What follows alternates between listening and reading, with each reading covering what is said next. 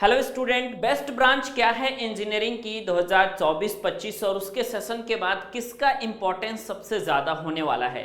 बात करेंगे आज के इस वीडियो में कि बेस्ट ब्रांच आफ्टर डिप्लोमा, क्योंकि डिप्लोमा करने के बाद अगर आप जॉब में जाते हैं तो सभी ब्रांच की वैल्यूएशन बराबर नहीं होती है। कुछ ब्रांच की डिमांड बहुत ज़्यादा है, कुछ ब्रांच की डिमांड थोड़ा कम है। लेकिन जब आप बीटेक करते हैं तो बीटेक करने के बाद ये ऑप्शन रहता है आपके पास कि आप चाहे तो ब्रांच को चेंज कर सकते हैं। जी हाँ दोस्तों, तो अगर आप ब्रांच को चेंज कर रहे हो तो क्या है आपके पास इंजीनियरिंग की बेस्ट ब्रांच 2024-25 किसका सबसे ज्यादा जलवा रहने वाला है, बात करेंगे। लेकिन इसके पहले मैं आप सभी को बता दूं कि डिप्लोमा करने के बाद अगर आप बीटेक करेंगे तो एक बात आपको याद रखना है कि यहाँ पे आप अपनी स्ट्रीम को चेंज कर सकते हैं और अपने फ्यूचर के अकॉर्डिंग और मार्केट के डिमांड के अकॉर्डिंग आप अपनी ब्रांच को बदल सकते हैं और ब्रांच को चेंज करने के बाद अपनी इंजीनियरिंग की पढ़ाई कंप्लीट कर सकते हैं। क्योंकि बीटेक करने में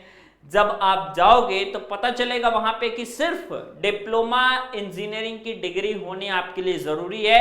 बाकी आपने किस ब्रांच से डिप्लोमा किया है ये कोई बहुत ज्यादा मायने नहीं रखता, आप आराम से बीटेक कर सकते हैं किसी भी ब्रांच से। तो आज के समय में आप देखोगे तो बहुत सारी ऐसी फ्रॉड यूनिवर्सिटी है। अब आप लोगों को ये समझ में नहीं आ रही होगी भाई डिप्लोमा के बाद हमें जॉब भी करना है और हमें किसी ऑनलाइन यूनिवर्सिटी से हमें डिग्री भी लेनी है। तो जब ऑनलाइन यूनिवर्सिटी से आप डिग्री लेना चाहते हो तो भाई किस यूनिवर्सिटी से आखिर में लिया जाए डिग्री जो कि यूजीसी के द्वारा अप्रूव्ड भी हो, वैलिड भी हो। तो इसीलिए हम आज का ये जो वीडियो आप सभी के लिए लेकर के आए हैं ये काफी शानदार वीडियो होने वाला है और इसमें हम एक ऐसी वेबसाइट के बारे में बात करने वाले हैं जो वेबसाइट आप सभी को गाइड करेगी आपके एडमिशन से लेकर के आपके ट्रेनिंग प्लेसमेंट प्रोग्राम तक। ओके, तो इस वीडियो का नाम इस वेबसाइट का नाम है आपका collegevidya.com। जो लिंक डिस्क्रिप्शन में है आप उस पर क्लिक करेंगे तो आप इस वेबसाइट पे आ जाएंगे। प्लेटफॉर्म का नाम है कॉलेज विद्या।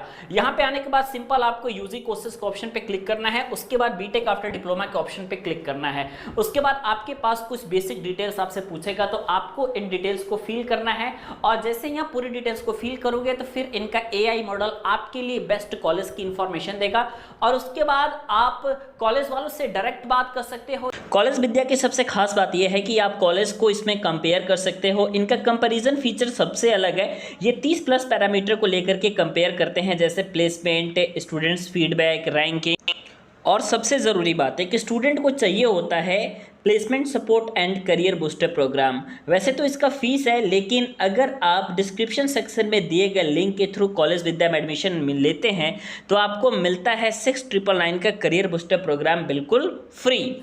आप लोगों में से मैक्सिमम लोगों के पास प्रॉब्लम होता है फाइनेंशियल प्रॉब्लम का, तो यहाँ पे आपके पास जो है कॉलेज विद्या की तरफ से अगर आप एडमिशन लेते हैं तो कॉलेज या यूनिवर्सिटी भले आपको EMI की फैसिलिटी दे या ना दे, लेकिन कॉलेज विद्या आप सभी को EMI की फैसिलिटी भी देता है जहां आप अपनी फीस को EMI में भी पेमेंट कर सकते हो। सबसे अच्छी बात यह है कि अगर आप डिस्क्रिप्शन सेक्शन में दिए गए लिंक के थ्रू एडमिशन लेते हैं तो आपको मिलता है अप टू 10,000 तक का सब्सिडी। तो फ्रेंड्स, जैसा कि आपको मालूम है कि 2024 में सबसे ज़्यादा जो इस समय अपॉर्चुनिटी देखने को मिल रही है, चाहे वो आप इंडिया में बात कर ले या इंडिया से बाहर बात कर ले, वो आपकी ECE की दिखाई दे रही है। ठीक है, तो ECE का पहले ऐसा था कि सेक्टर बहुत वीक था, मतलब काफ़ी ज़्यादा काम नहीं हुआ करते थे इलेक्ट्रॉनिक्स के सेक्टर में। लेकिन इस समय आप देखोगे तो इलेक्ट्रॉनिक्स के सेक्टर में एक अच्छा खासा अपॉर्चुनिटी आपको देखने को मिलेगा। आपको प्राइवेट सेक्टर में भी देखने को मिलेगा और गवर्नमेंट सेक्टर में भी देखने को मिलेगा। तो आप चाहें तो ECE में अपना करियर बना सकते हैं, इलेक्ट्रॉनिक्स इंजीनियरिंग में अपना करियर बना सकते हैं और इस समय इस ब्रांच का वैल्यूएशन बढ़ रहा है और मैं आपको बताऊं काफ़ी ज़्यादा जॉब्स भी क्रिएट हो रही है इंडिया में। फॉरेन की तो बात ही छोड़ दीजिए, वहां पर तो इलेक्ट्रॉनिक्स का हब ही है। लेकिन अगर आप सिर्फ इंडिया की बात करोगे तो यहाँ पे भाई ECE की डिमांड अब इंक्रीज हो रही है। CSC IT की डिमांड पहले ऐसा हुआ करता था कि CSC और IT में सीटें नहीं भरा करती थी। ये क्यों? ये इसलिए क्योंकि आपको मैं बताऊं उतनी अपॉर्चुनिटी CS IT में किसी को दिखती ही नहीं थी और CSIT की सीटें नहीं भरा करते थे। लेकिन भाई 2020 के बाद से आफ्टर 2020 हम कहें तो कंटिन्यूअसली इसका ग्राफ बढ़ता जा रहा है और 2020 के बाद CSIT का डिमांड इस कदर ज्यादा हुआ है कि मैं आप सभी को बताऊं कि किसी भी कॉलेज में जब आप इंजीनियरिंग करने जाते हो, चाहे वो आपका टायर 2 का कॉलेज हो या 3 का कॉलेज हो या फिर आपके नॉर्मल प्राइवेट कॉलेज हो, वहां पे सबसे पहले अगर कहीं की सीटें भरती हैं, सबसे पहले अगर किसी ब्रांच की सीटें भरती हैं तो आप इतना याद रखना वो आपका कंप्यूटर साइंस ही होता है और इंस्ट्रूमेंट IT ब्रांच आपका होता है। ठीक है, तो CS और IT की जो सीटें हैं, इंफॉर्मेशन टेक्नोलॉजी और कंप्यूटर साइंस इंजीनियरिंग, इसकी सीटें सबसे पहले भरेंगी। फिर वो चाहे आपके टॉप के IIT हो, IIIT हो या फिर आपके नॉर्मल प्राइवेट कॉलेज हो। ठीक है, तो इसका डिमांड अब कंटिन्यूअसली बढ़ ही रहा है 2020 के बाद से, आप देख सकते हैं।